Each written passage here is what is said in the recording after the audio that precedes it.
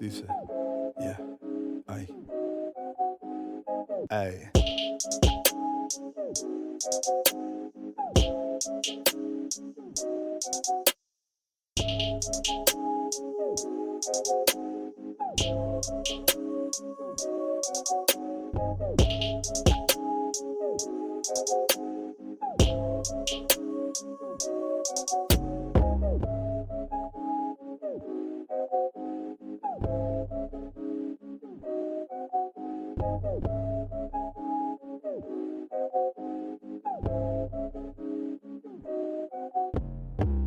What separates those who merely survive from those who transform their pain into purpose?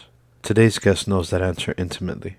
Adriene Caldwell is the author of Unbroken, Life Outside the Lines, a raw, unflinching memoir that has been compared to Educated and The Glass Castle. Her story begins with a gun pressed to her temple, the trigger pulled twice, saved only by a safety mechanism that engaged by less than a millimeter. But that harrowing moment is just one chapter in a life marked by schizophrenic abuse, traumatic foster care, sexual assault, addiction, and homelessness. Yet Adriene didn't just survive.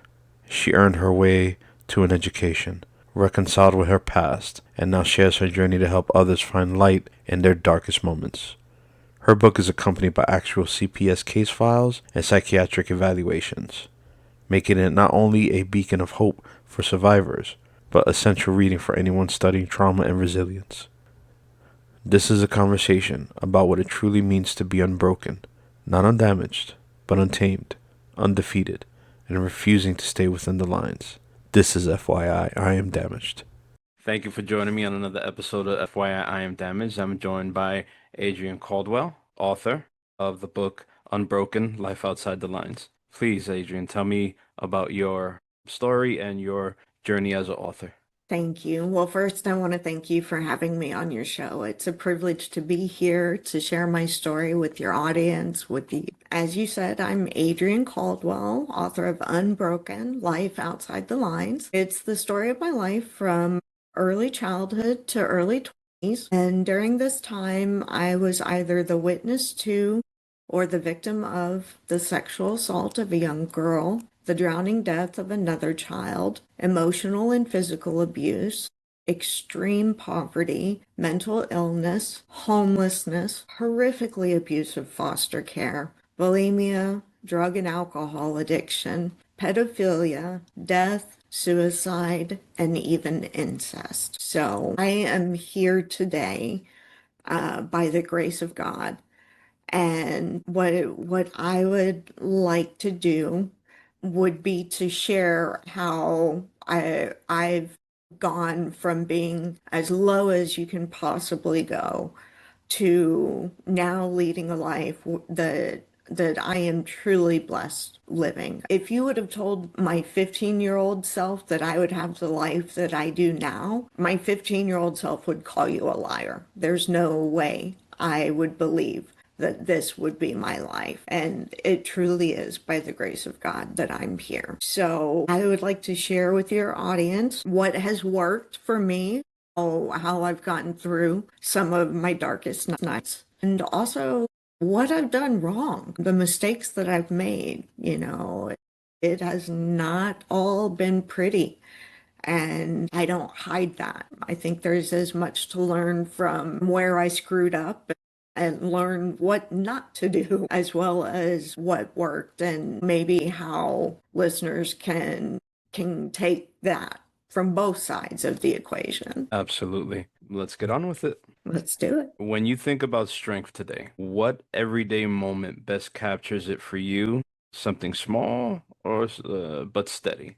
What do you think? Strength. When I think about strength, interesting question. What do I think about strength? For me, for a long time, it was just putting my feet on the floor and getting out of bed. For years of my life, that was one of the most challenging things for me to do. I went through the laundry list of traumas and just getting out of bed sometimes. And there were times where I couldn't get out of bed, where I was just so depressed and so down that I couldn't.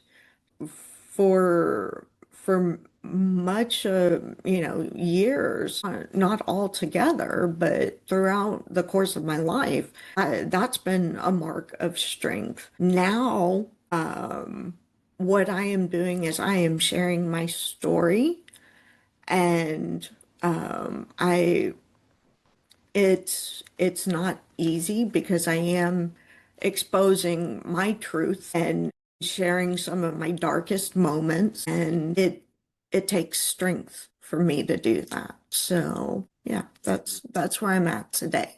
It certainly does. I always say you find the greatest strength through your vulnerability, and there's nothing truer. I commend you on that. Thank you. Thank you. In your book's opening scene, there's a razor-thin twist of fate that kept you here. What shifted in the moment after that? What thought or person reached you first? So for the audience, my website, unbrokencauldwell.com, the prologue and chapter 1 are available. All you need are your name and your email, and I email you the prologue and chapter 1. And what Oscar's referring to is the suicide scene, which is my prologue. And I did put a gun to my temple, and I pulled the trigger twice. And I believe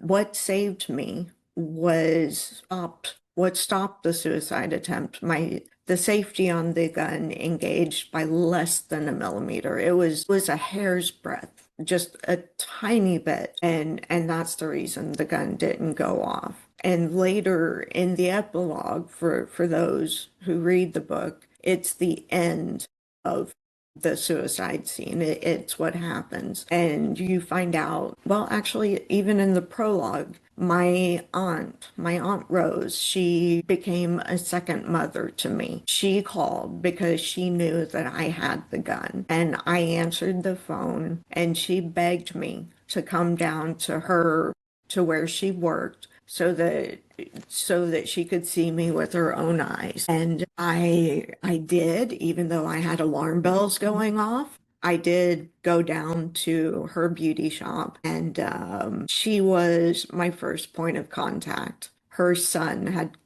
whenever she had spoken with her son told her that I had taken the gun, and he was 9 or 10 at the time. I told him I was using it for target practice. So she was the person that reached out to me, and I answered. And I was just broken, just completely broken. I wanted to die so badly. I don't even know how many times I've tried to commit suicide. There was one time I attempted to kill myself during a drunken blackout. I woke up the next morning in the hospital, not knowing what was going on. My Aunt Rose was in the doorway, and she said, "You tried to kill yourself." And I swore to her. I was like, "No, I didn't." And they brought the toxicology report and showed me, and I still didn't believe them. And it wasn't until I got in my car and I saw where your body will try to save itself. Like if you take a bunch of pills, people don't know this, but you'll regurgitate them. Your body has its own fail-safe mechanisms to try to keep you alive. And it wasn't until I saw that on my dashboard that I actually believed, okay, yes, I was completely drunk. I was in a blackout. I remember none of this, but I took a bottle of pills. That's how desperate I was to stop the pain and to end the hurting. So, Wow. yeah. Yeah, it's yeah, I'll leave it at that. You often stepped into the role of protector for your younger brother, David. What did that teach you about love and responsibility at a young age? You're exactly right. I was his protector. His Aunt Rose was a second mother to me. I was more of a mother to my brother than I was a sister. Our mother was schizophrenic and physically abusive. And whenever she would get angry with him, and he was 3, 4 years old, she would try to hit him, and I would physically intervene. I would take my body and get in the way.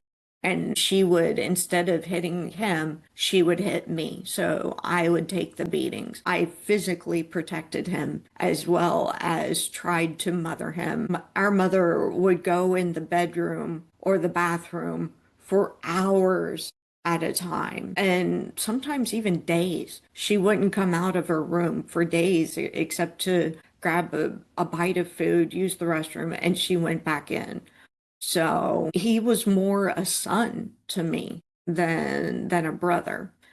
And there was actually a point where my mother, because we were living in government housing and she was receiving welfare, social services demanded that she go to a job skill training. And I don't know. So my brother had to go to daycare, and I was bathing him and I noticed that he had burn marks in the shape of cigarette burns on his scrotum. And I don't know if it was from the daycare or if it was from our mother.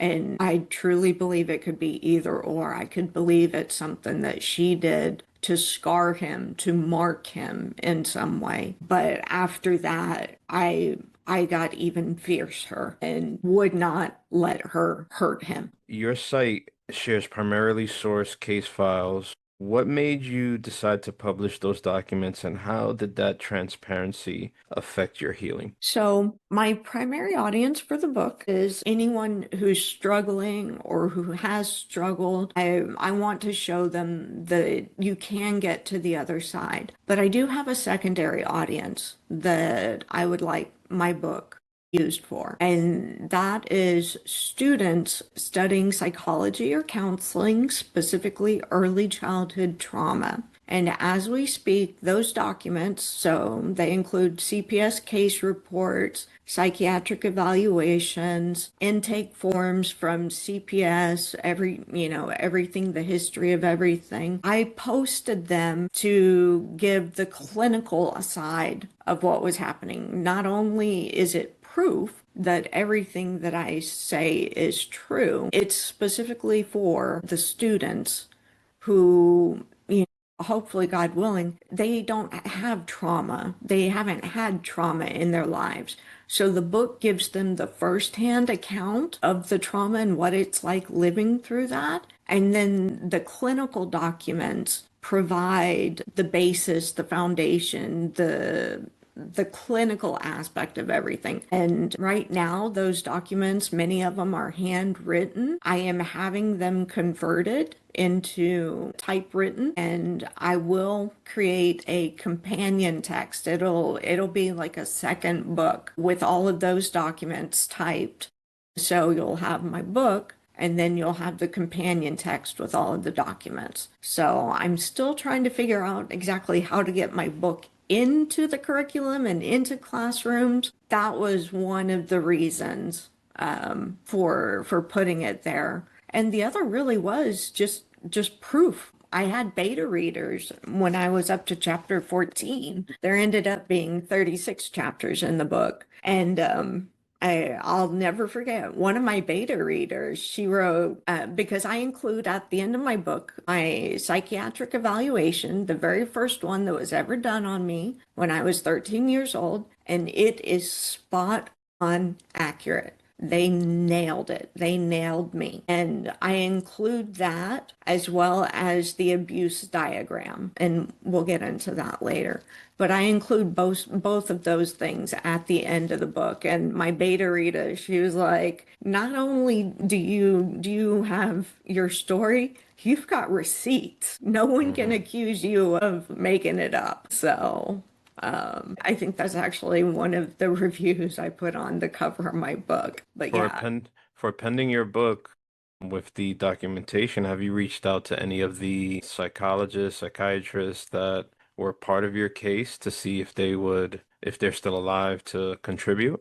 Oh my God. No, I haven't. And that's a brilliant idea. Bear with me just a moment. I mean, if it's in the Yeah. wheelhouse of, not jeopardizing their license and things like that. I mean, I don't know where does that stand with them, and I know it always differs state by state. No, that's no. So let's see, that would be about 35 years ago. So they'd probably be in their 60s or 70s. So hopefully still alive. But that is a brilliant idea. I'm absolutely going to do that. And you give me the internet, I can find anyone or anything. Oh yeah, definitely. And then hopefully, God willing, they're still around and they will help you make something better for someone else. Yeah, thank you, Oscar. I really appreciate that. It didn't even occur to me to reach out to them.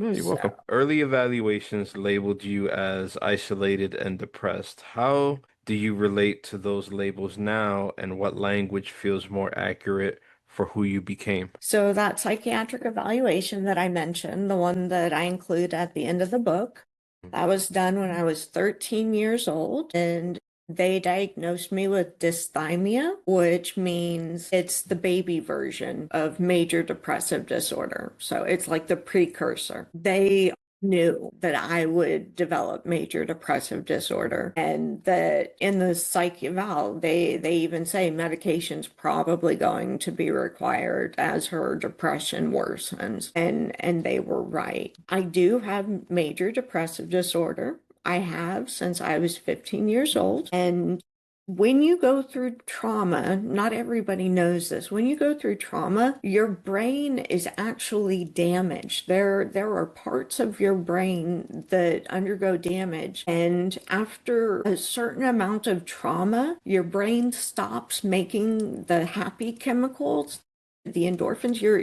Your brain just doesn't make it anymore. And you have to take medication to give your body those chemicals. And I always compare it to a diabetic. When you're a diabetic, your body doesn't make insulin, so you have to provide it for your body, to your body. And with major depression, it's exactly the same scenario. Your body doesn't make it. You have to provide it to your body. And would anyone ever criticize or demean a diabetic? No, absolutely not. That would be ridiculous. And that's how I feel about my diagnosis and the fact that I am on medication. I will be on medication forever because the trauma I endured, I mean, you heard the laundry list.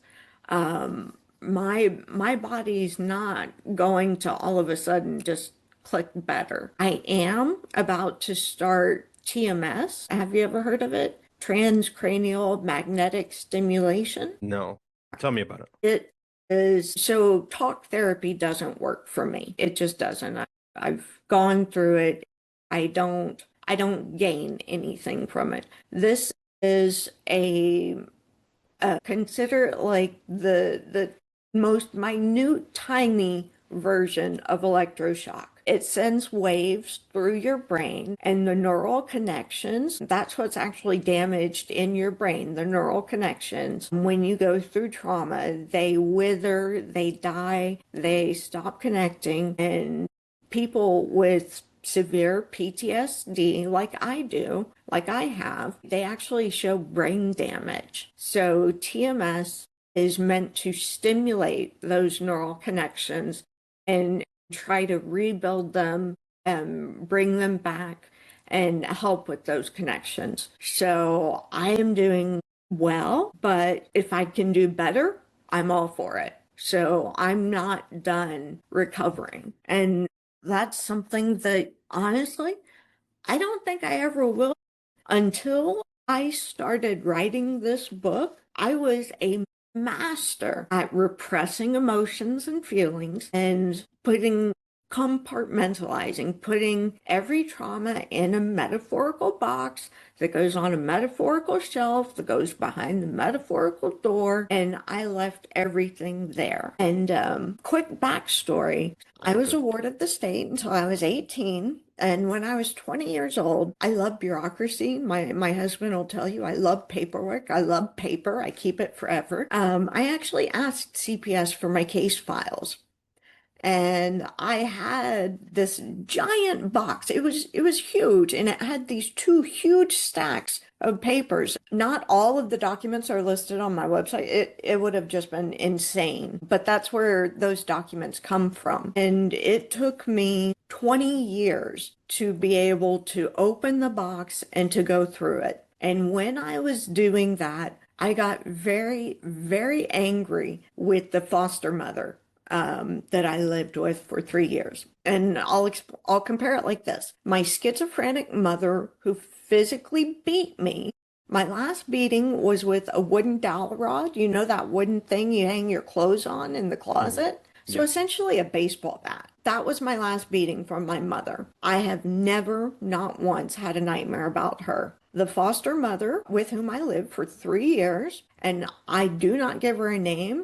I refer to her as the witch from hell with a B. And in the book, she is TBFH. The witch from hell, TBFH. I don't even deign to give her a name. And I have had nightmares about her my entire life, including up to within the last year. And I wake up crying. And it was all emotional and psychological abuse. So anyone who says the emotional and psychological abuse isn't the same or isn't as bad. I've had sexual abuse, I've had physical abuse, and I can tell you the abuse I endured from living with her was by far the worst. So, yeah. Well, you describe a family shaped by constant moves and a sort of command and control dynamic because of the military. What beliefs about safety or authority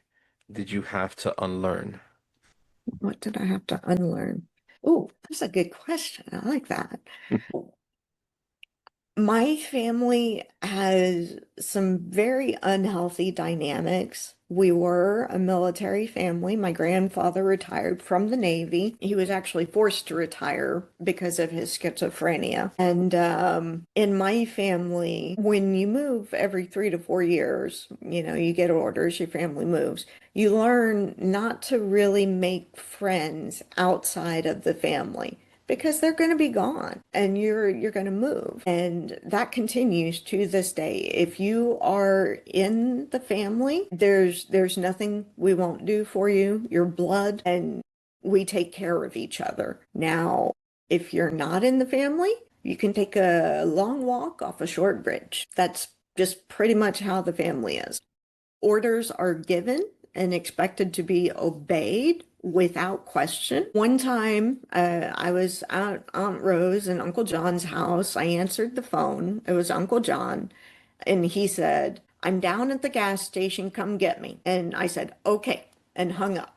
There were no questions. There was no what's going on. It was order given, order obeyed. And when I showed up, it turned out that he needed a jump. His battery in his Chevelle had died. But that's just an example that I have of how I was raised. So I've had to, with my own daughter, try to do it a little differently, but it's been hard because, explanations and were never given to me. It was do this because I said so. So I've had to unlearn that. And unfortunately, I still am very close-minded when it comes to outside people. I'm very good at meeting new people and talking to new people.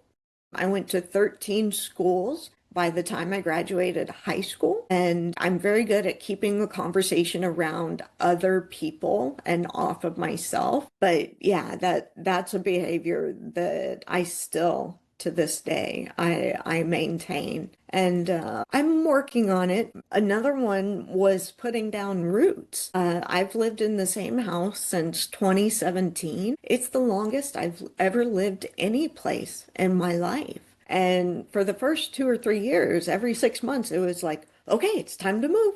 It's time to move. We got to move. So, just putting down roots is another way that I've changed the dynamic, and it's been really amazing.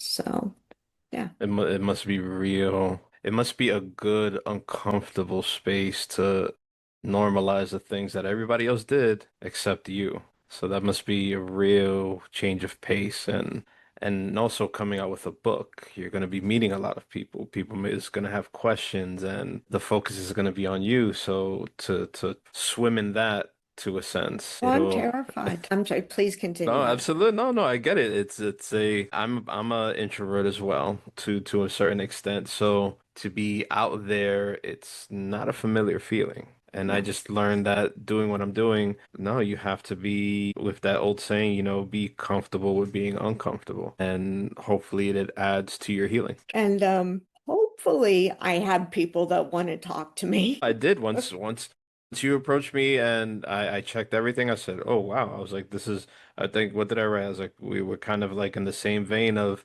putting our experiences out there, or for me, other people's experiences along with mine, to see how it can further help people in such a positive way, regardless of what the stories are." Well, hopefully when the book comes out, there won't be crickets.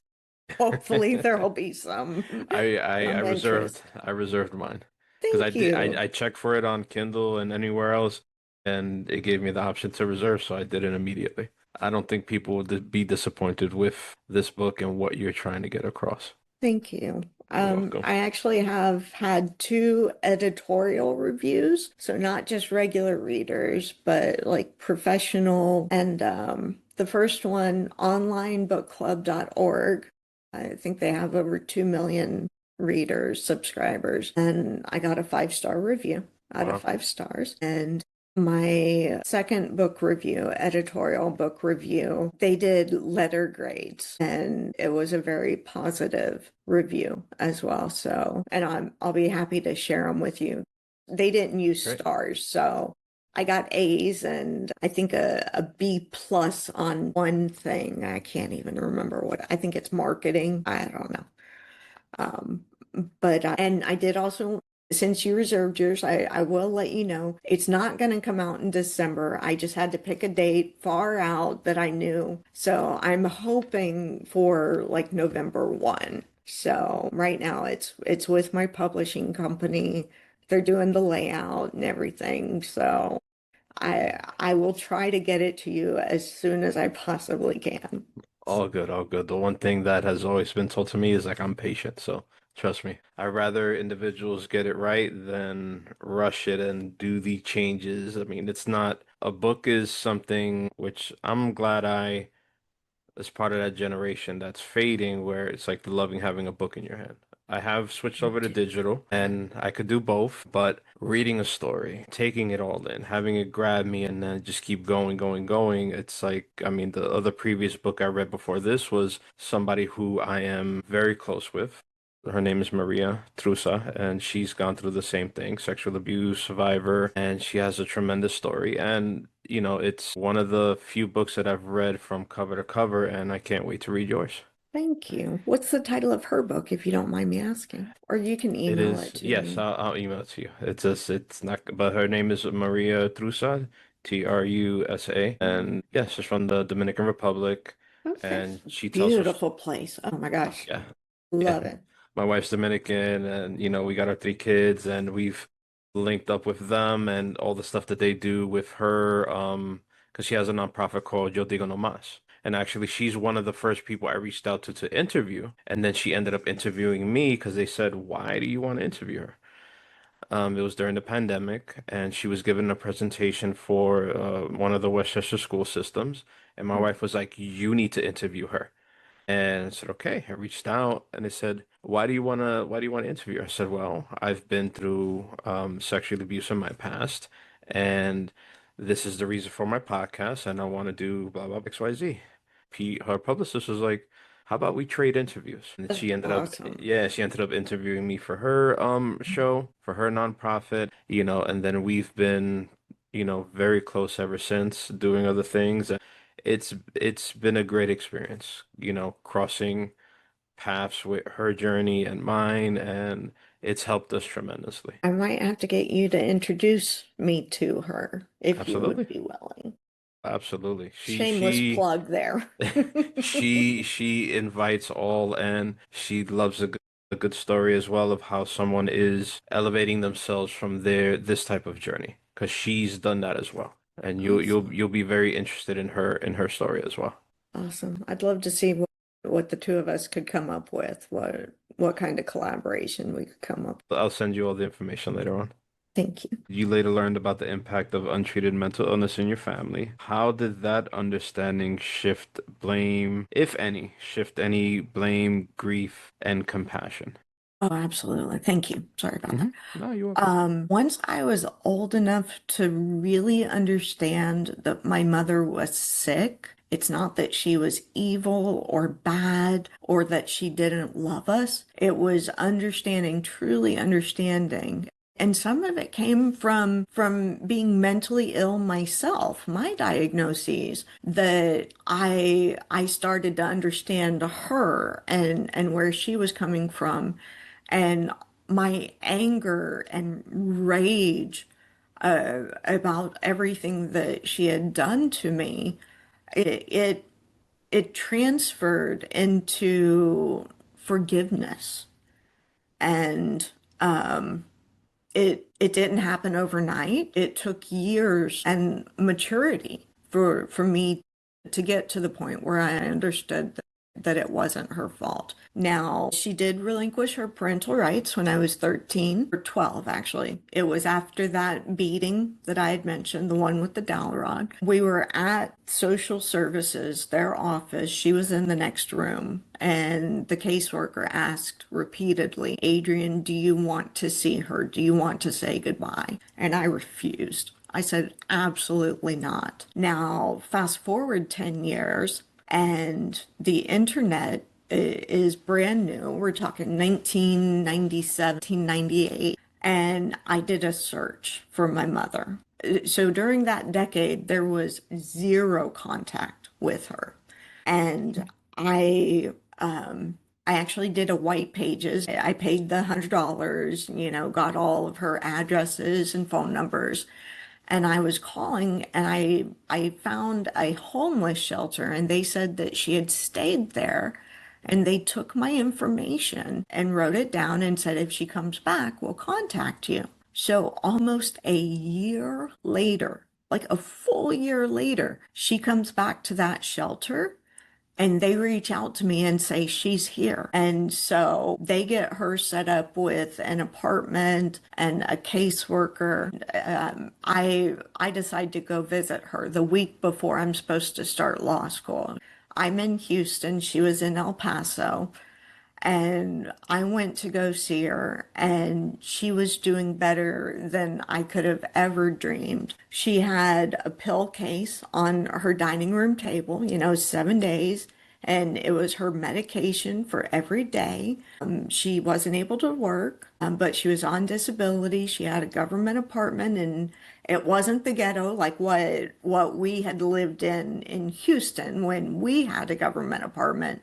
She had furniture. She sat home and smoked her 2 packs of Marlboro Reds a day and watched the court TV shows. And she was happy and she was doing well. And I got to see all of that. I didn't need her to be my mother anymore. Aunt Rose filled that role for me, but I got closure with my mother, and I got to see how well she was doing, that she was being treated, that she was well. And I was actually the only person in my family to get to see her like that, because less than a year later she passed away. But I got to see her recovered, happy, doing well, thriving.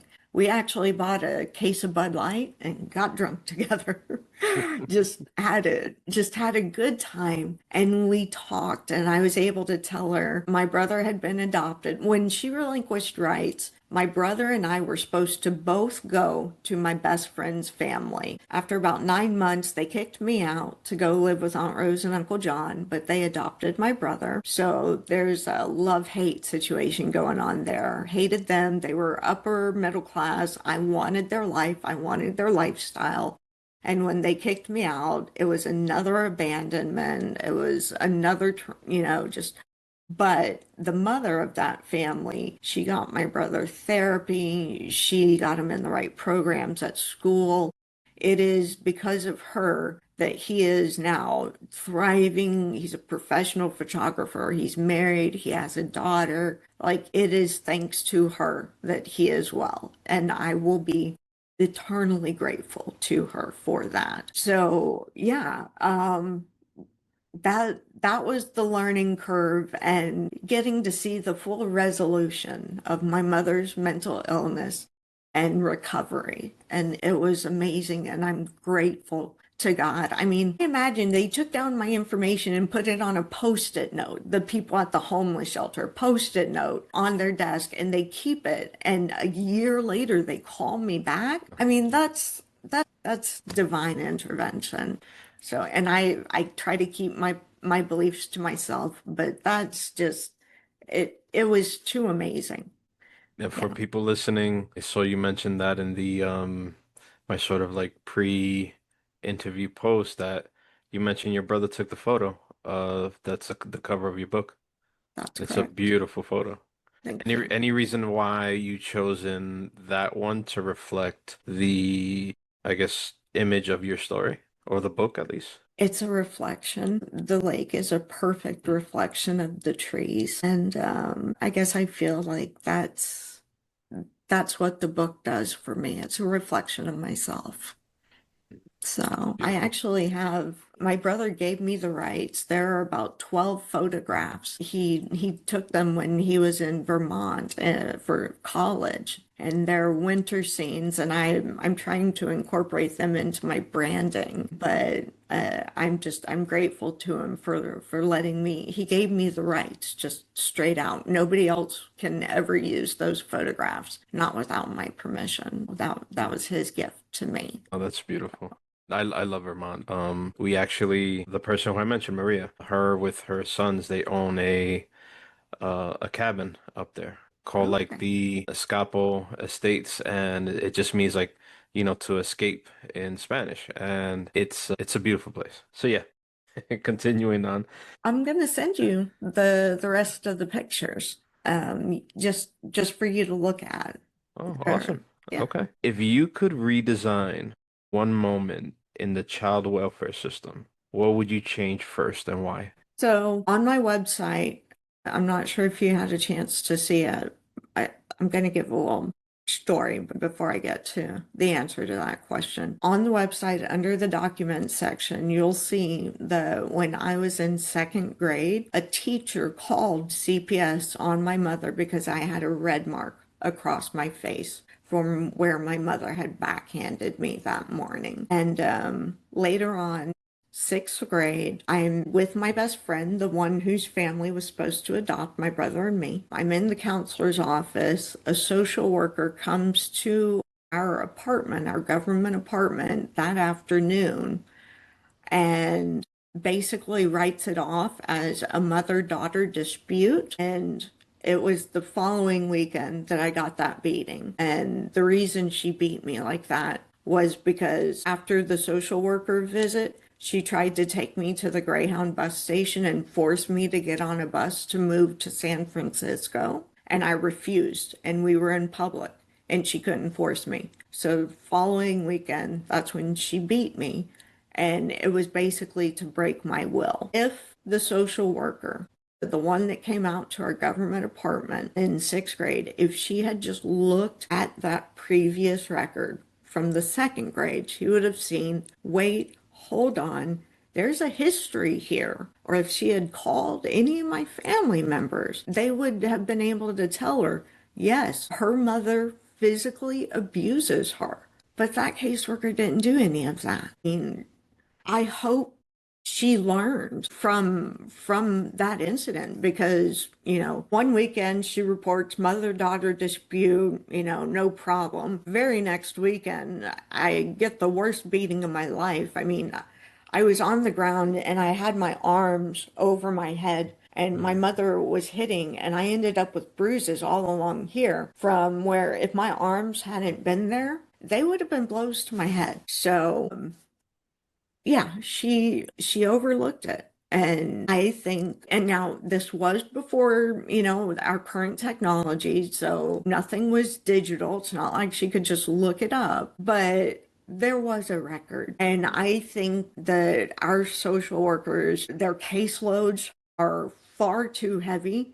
I'm sure that was one of the reasons. They're expected to do way too much with way too little. They're paid next to nothing, and most of them burn out within 5 years or so. One of my beta readers for my book, she was a social worker, a caseworker, and she said that after 3 years, she couldn't handle it anymore. Wow. So we need to give them the tools and the resources to take care of our children because right now they're not able to do it. And I don't think it's their fault. I think they are amazing, incredible people who are trying to do the very best they can with limited resources. And I think we owe it to our children to do better by them. And that starts with giving them the resources. Absolutely. Yeah. Many survivors talk about memory living in the body. And I know there's a great book, I don't know if you've heard of it, I forgot the author, where it says the body keeps the score. What signals does your nervous system give you now, and how do you respond with care for your own stability, I guess? So my body, and I'm sure you know that our bodies, whenever we experience stress, our body hasn't really evolved from, hundreds of years ago when we were being attacked by tigers and, we were fleeing for our lives. So whenever we encounter daily stress or stress from life, we're still having that physiological response of, oh my God, my life's in danger, even if it's just minor stress. The body doesn't differentiate correctly. And all of my trauma, I believe, is the reason that at the age of 35, I developed rheumatoid arthritis.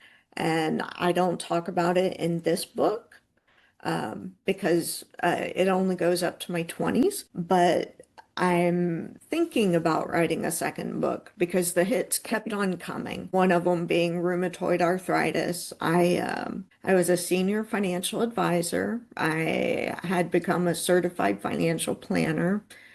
And I had a career. I was doing well. I was a role model for my daughter. A lot of my self-esteem and pride was tied to my role. I was able to show my daughter that you don't have to be reliant on anyone other than yourself. And I consider that to be my job, to teach her and I'm not knocking women who decide, or men who decide to stay home to raise the children. I admire that. But it should be a choice where not because the person is incapable of supporting themselves and that's why they're staying home. It shouldn't be that. It should be because they're in a position to work, to take care of themselves. They're choosing to put their family first. It's a different situation, the one versus the other. So, Thank you. You said you're willing to talk about extremely hard topics. yes. Clearly. How do you prepare yourself before a conversation or reading, or when you begin to start reading chapters in like bookstores or wherever however that's going to be set up in the near future when your book is released? And what aftercare for yourself helps you recenter? I'm going to start with the aftercare. I am watching this really cheesy show. I'm not going to say the name, but it's just this really cheesy show on Netflix. There are 15 seasons with like 20 episodes a season, and it's like my guilty pleasure. I just turn it on because and I don't really have to pay attention to it, and it just kind of makes me laugh and takes me out of the headspace that I have to be in to have these conversations. And to get ready for one of these conversations, it is a process. Physically, I have to follow my routine of doing, getting ready, showering, doing my makeup, doing my hair. That all starts to put me in the headspace for an interview like this. I'll be honest, I have to take a Xanax. I need pharmacological assistance. The anxiety is almost overwhelming. And for a while, I was actually having panic attacks about just checking my email. So this is challenging. I know, excuse me. I know that that's not a great solution. I wish I had a better solution. It's definitely not the example that I want to set, but for right now, that's how I cope. And in 2008, when I first got with my psychiatrist, she's the one who told me that I was not bipolar, that I had extreme PTSD. That's what was wrong with me. And when she prescribed me Xanax, I was having panic attacks about just checking email. So I will tell you that it has taken me 4 years to write this book, and it has been absolute hell. And there were periods where I was acting out. For example, I did 159 miles per hour on the freeway. Nobody else was around. I did not endanger anybody else. I had barricades on both sides of me. No one in front, no one in back. But I was in a bad headspace and I did that. And like I said, I'm not saying these are good coping mechanisms. They're not. And I'm working, as I mentioned, I'm doing the TMS, the transcranial magnetic stimulation. That will hopefully help with my anxiety. But back to my psychiatrist story. When she prescribed me Xanax, I pushed back. I said, no, I don't want it. And she said, Adriene, you need it. You need it. Just take it. Accept the help. And for example, my brain at night, I can't shut down the way normal people do. Even if I have just a fluff day of watching Netflix, still, my brain runs. And so I take it at night to calm down so that I can actually sleep. So yeah, I really wish I had better answers, and I certainly don't recommend them as the coping mechanisms, but this is me just being real, being honest. Like I told you, I'd tell you the good and the bad. So And for me, it's not about better answers. It's your answer. It's your answer, and God knows what anyone else is doing for themselves in that same situation. And take it as you will. I mean, what would be bad about that unless you're really hurting yourself or someone else, So thank you. trust, it's your answer because it's your journey. Thank you. That's very kind of you. Thank you. What did friendship of the chosen family members, who I guess you let in closest to you? Because I know you said, I believe her name was Mary, right? Aunt Mary. Aunt Rose. Rose. I'm sorry. I say that God didn't give me a mother and a father. He gave me two mothers. So, now I do have a best friend. I have known him since the 8th grade when I first went into foster care, and I tried ditching him. I received a congressional scholarship to do a 1-year foreign exchange to Germany. I did that during my junior year of high school, and he would write me letters and I wouldn't write him back. And he was like, I'm not going anywhere. I'm going to just keep writing these letters. You don't have to respond. And he has just stuck with me. I love him like a brother. And we actually celebrated our 35th anniversary. Friendiversary is what we called it. And we went down to Cancun and celebrated and spent, 5 nights there. And it was great. And trying to explain it to the resort people, like, no, we're not married. No, it's not a birthday. It was a friend anniversary. No, but he stayed with me, and he gave me permission. I use his real name in the book, and he's seen it all. He's witnessed everything from the suicide attempts. He came and saw me in the psych ward both times I was hospitalized, and he's seen the good. Where I'm at now, he comes and spends a few days with me or a week with me here at my house. My husband loves him, so, and yeah, he's been really the only person on the outside that I've ever let in, and he stayed with me even when I tried to get rid of him. I am grateful for his friendship. That's amazing. When shame shows up, what's your gentlest way of meeting it? Logic, community, creativity. What do you face it head on with? I don't.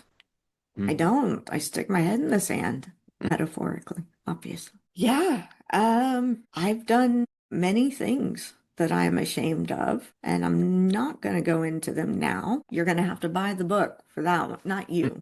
I'm talking to your audience. You're going to have to buy the book for those. I've done more than my fair share of bad deeds and things that I am ashamed of. A few years ago, when I was starting to go through my case files, my CPS files, I also started reaching out to the people that I had hurt. I reached out to the ones that I could find, and I just let them know that I regretted what I did to them, how I used them, and most of them I didn't even get a response back. But that's fine. That's fine. I just wanted them to know that how I behaved was unacceptable. What I did was unacceptable. I had my reasons. It was part of my coping mechanisms to manipulate and to use people, and that's what I did. But I did reach out, and I tried to make it right as much as I could. So I did take that on and underwent that process. And it really was a process. So I'm glad that I did that. And I just, honestly, there were a few people I couldn't get a hold of. And I mean, I sent them a message on Facebook Messenger, or one person I wrote a letter and mailed. There were a couple people I couldn't find. But yeah, I did that because I thought they deserved an apology. You write about Houston as a backdrop to pivotal moments. What does that city symbolize for you now? Now, it is my home. Most of my family, my Aunt Rose and Uncle John, my sister cousin, so their daughter, we all live within 5 miles of each other. And so this is family, this is home base. My home where my husband and I live, our daughter is in college an hour and 15 minutes away. It's my connection. But multiple times throughout my life, Houston was a place that I needed to escape. When I was in foster care, getting that scholarship to go to Germany was a way to escape Houston. And I connected the trauma and the abuse that I went through with Houston, because that's where I was, that's where it happened. So I escaped Houston and went to Germany. And then after college, I graduated and moved back to Houston. I didn't have a job. That's a whole different story. And my drinking was out of control. And wait, there's a story before this one. I was in college, and I went to college about 3 hours away from Houston, but it it's still Texas. And when I was in college, I did a lot of cocaine in 5 months. I did very large quantity, like an 8 ball in a day and a half. Oh, Yeah, so I loved cocaine. And I needed to get away from the environment, from the people. I needed to sever those relationships. And I went back and lived with my host family in Germany. And I occasionally showed up to class at the University of Hamburg. It wasn't like a formal foreign exchange. I just set it up, and that's how I got off of cocaine because nobody in Germany, I didn't know anyone who did it or had it or connects, none of it. So I escaped to get out of my cocaine addiction. And then with alcohol, after graduating college, moving back to Houston, I was falling into same patterns, the drinking, surrounding myself. Not sure if you know this, but people with addictions surround themselves with other people who have the same thing. Like alcoholics surround themselves with other alcoholics. become enablers. Well, and it normalizes the Yeah. behavior. Well, if they're doing it and I'm doing, if they're doing it, that must mean that I'm not an alcoholic. I'm not the only Yeah. one. So I hit rock bottom. The man I was engaged to canceled our wedding 1 week before it was supposed to happen. And I made some very, very bad decisions involving alcohol and driving. And I hit rock bottom and I left. I became a nanny. I had a family in Chicago and a family in Seattle that wanted me. And it was a way for me to get out of Houston, to get away from, again, just taking myself out of the situation. And I established with the families that I don't drink. And I have, when I decide something, when I make a decision, I am very strong-willed. And so getting me out of Houston meant that I was able to stop drinking. And yeah, so for most of my life, Houston's actually been a bad place. It's where all the bad things happen and the bad decisions and the bad behavior. It's only now that Houston is home and safe and family and roots. I finally have roots. No, that's good. That's great. Thank you. Circling back with what we discussed with I guess the CPS system, if you were coaching a caseworker meeting a kid like the younger you for the first time, what two questions should they ask, and what one question should they never ask? Questions to ask, what And not to ask. Can we come back to that? I'd like Abs- to let that percolate a little. Imagine one of my listeners still in chaos with what they're going through in their journey. What is the first 1 degree turn they can make in the next 24 hours?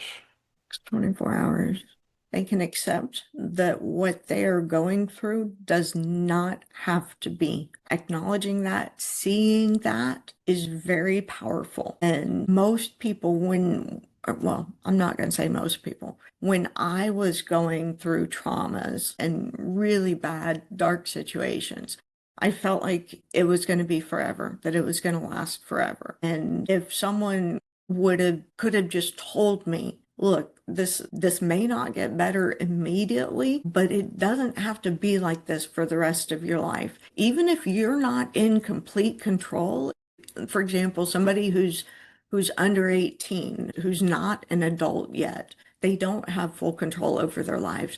What they do have control over is themselves, their behavior, their thought processes, what they believe, and knowing that it's not going to be permanent is just that first beacon of hope that it can get better.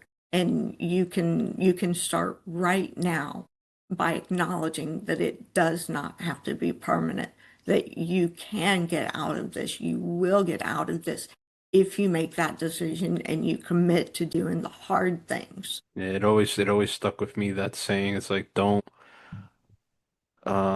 take a permanent action to a temporary situation. I like it.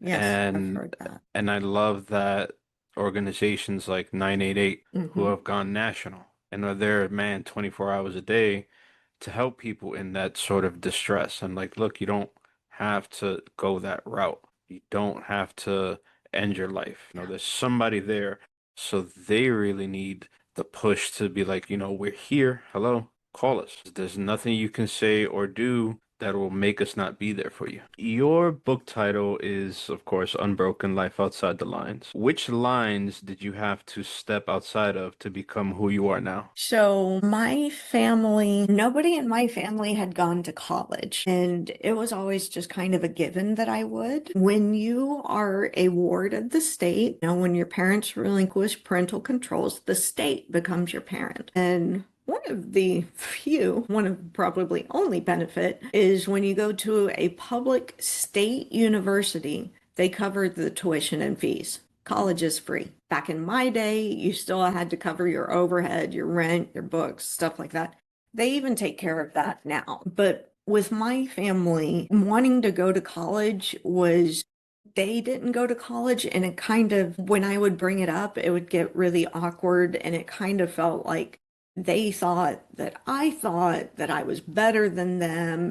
And it was just a really uncomfortable dynamic where if I had decided to be a beautician or something along those lines, that would have been more in line with what they expected. And the book title, Outside the Lines, I always think that one of the reasons I named it that is I considered, just a crayon drawing, in the coloring books and just drawing outside of the lines, not staying in what is expected from you. That you don't have to be limited by the lines that are there. You can go outside. And that's where that came from. Yeah, or even the imaginary lines people try to enforce on us, or even we enforce on ourselves. Yes, You know, it's absolutely.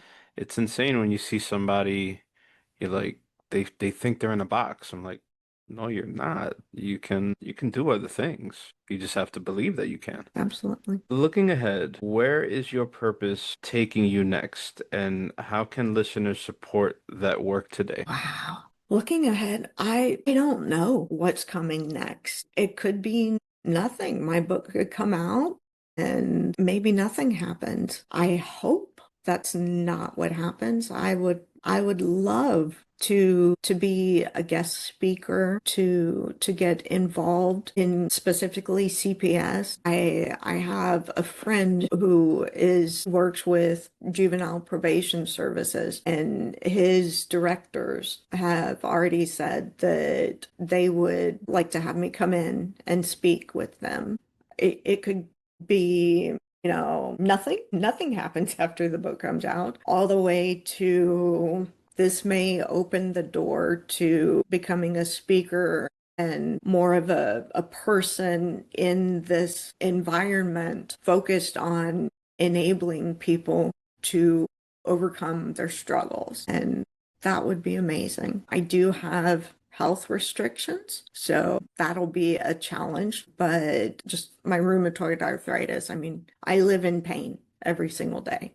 It's one of the reasons I don't schedule in the mornings. But yeah, I don't know. We're just gonna have to see. I will say this is like my 24th or 20, and Wow. I've asked the hosts not to release the links until it's time for the book to come out. And I have, I think, 40 more scheduled. Wow. So yeah, this is my marketing. And yeah, there there's probably going to be a book number two. It's my life wasn't as bad as early childhood to early 20s, but the hits did keep on coming. Becoming disabled was just brutal. Um, my daughter's father, my husband, he passed away when I was 35. He was 38 years old. I was widowed at the age of 35. And yeah, so there's something pertaining to incest that if I write the book, I'll share that then. Yeah, it didn't get good until really meeting my present husband. Since him, my life has been blessed. He has been an incredible blessing in my life. And he is the only normal person I've ever met. Like normal, no traumas, no traumatic childhood. So, I mean, he's incredibly empathetic. He's like, "Oh my God," but like he doesn't know. And I find it amusing because most people have trauma of one sort or another. He's the only person I've ever met who can say that. And I never ever compare traumas. Everybody's trauma is unique and tragic, and it was painful for them. There is no value in comparing.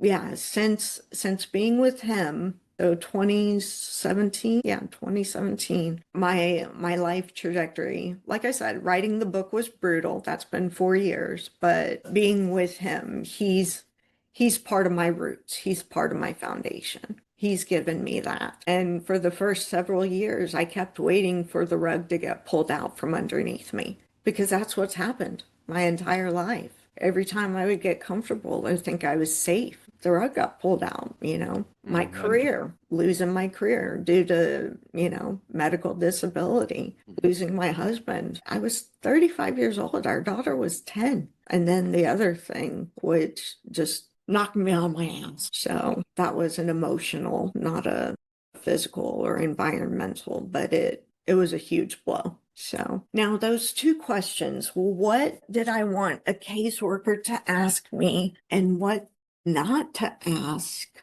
What one question that they should never ask? Yeah, I would have liked someone to say, what do you need from me to help you with what you're going through right now? Nobody asked that.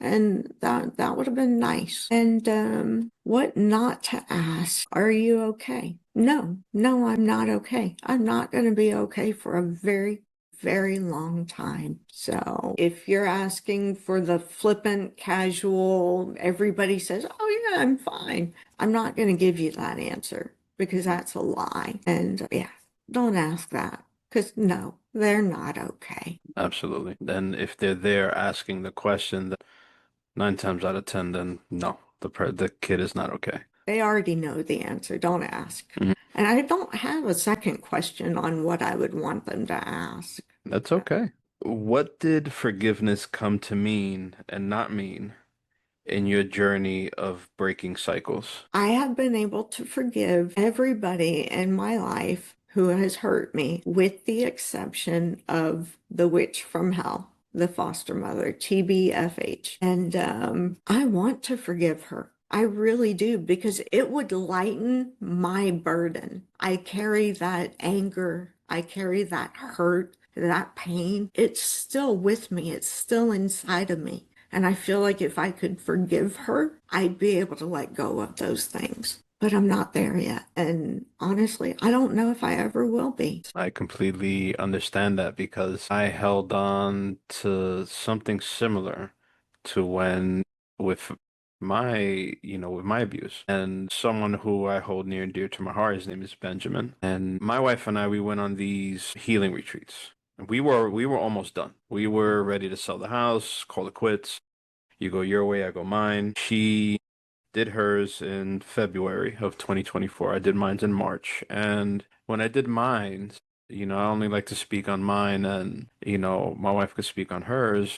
But with mine, I had that cathartic moment of, no, I was never going to forgive him per se, but more of, for me, and my release was forgiving myself. It was sort of like the walkthrough was a representation of the person locked up inside my own prison and then releasing them to know that, you know what, I don't need an apology from someone who I know is probably never going to give it or probably never sees or admits to something like that to be, I don't need that. What I needed was to forgive myself for holding on to that trauma. And that, I tell you, Adrienne, it was like one of the best releases I've ever had to forgive myself rather than wanting an apology from the person that caused that in the first place.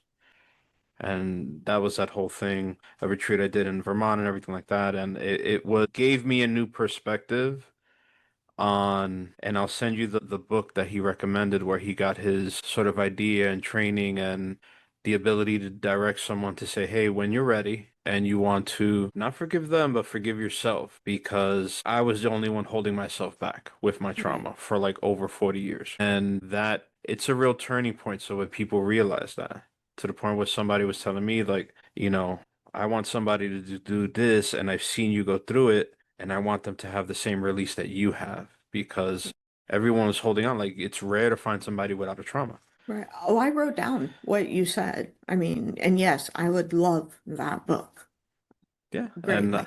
I'll give you all of that. So it was, and then it takes me, and then it gets you down to the real, because what I like to, I told my wife, I said, the something I just came up with is just I release that large anchor, Hmm. and then you find all the little anchors of everything else. So it's like, okay, that's done and gone. I'm not thinking about it daily. I'm cool with that, but then dealing with anger issues, dealing with motivation, dealing with so on and so forth, you see all the little anchors that were underneath that. And sometimes it's harder to work on those than working on the large one that just kept you at the bottom of the ocean, not moving. Right. So Oh, wow. it's still a process. So that's why I count myself under the healing rather than healed, because even at my age, I still have a long way to go. We're almost Thank done. you for sharing that with me. No, No, you're welcome. I appreciate that. Yeah. So that's a unique way of looking at it, and I like that. Yeah, it's when you begin to really get connected with yourself and your heart, and instead of doing the rat race in your head to find the answer, you find it in your heart. Your heart always has the answer. And when you ask yourself and you ask your heart, what is the answer to whatever is the question that I have, 9 times out of 10, that's the most honest answer, is what your heart gives you at that moment when you're connected to it. Yeah, and that's a very precious thing because it's the most honest thing that you can hear, and especially from yourself if you don't have those around you who can give you that sort of answer themselves. Because you could Right. be around a lot of people who are not connected to themselves, and only the worst comes out. All right. So what sort of creative practice that you do that lets you tell hard truths without re-injuring yourself? Hmm. Journaling, movement, or whatever it is that you like to do that sort of keeps you grounded with having all of these interviews, saying, your story to every person who is interested in hearing it. What keeps you really, truly grounded at the end of the day? What do you mean by grounded? How so? Tell me. Not going nuts, not falling into a spiral of anxiety. And it's Um, just, I feel because of my own journey is that you're gonna get to a place where it's gonna be like water off a duck's back. And like I was gonna say, I was like, okay, once you get comfortable, you can sit at a couch, do a TED talk, and I'll wait for it to come out. And it will get that's to dreaming big. That's dreaming really big. That's what you have to do. That's what you have to do. So yeah, before you get comfortable with everything that you have to do and it doesn't throw you into any sort of other space, what are things that you would recommend others to keep themselves grounded that you practice yourself? So one thing that helps me and I use this, especially if I'm in a negative headspace, is music. Music for me is incredibly powerful. It can change my moods. It can take me to the very bottom, to the worst, to the rage, to the hate, to the pain. It can also lift me up. The happy, the upbeat, the yeah, and I use music to help control my moods, especially if I'm going through a rough spot. I'll throw on. So I like rap and hip hop. I'll throw some of that on, and just kind of listen to some good tunes. Maybe secretly dance when nobody's watching me. Music plays a huge part in my mental, emotional. There's one song, Hurt, originally by Nine Inch Nails. redone by Johnny Cash, and I actually want it played at my funeral, but I cannot listen to that song. It takes me to a dark, dark place, and I just can't do it. So, but there are times when I am angry and hurt and almost feeling rage would be the best word, where I'm in a dark spot and music helps me express it. I have to do something physical, whether it's cleaning or, I mean, I've painted fences, I've painted houses, I've just doing something physical, like actually movement to get rid of those emotions and those feelings. But music tends to, and I can't sing to save my life. I mean, and you put me on stage, yeah, no, never gonna happen. But yeah, no, music and what else? Yeah, like I said, just silly Netflix shows, just talking to my husband, really just getting outside of myself. It's not all about me and talking to my husband, how's your day? What's going on? Like, even though I don't know any of the people he talks about, or I've met them and I just can't remember them, I get outside of me. And I think that's important. My Aunt Rose told me when I was in, I think, eighth grade, seventh grade, the universe doesn't revolve around you. That was a news flash to me. I was not aware of that at that point. But yeah, no, just getting outside of myself. That's what I do. That's awesome. And my final question is final thoughts. Final thoughts. I really hope that what we've done today, that it helps your listeners. I really do. And it's been a privilege to speak with you.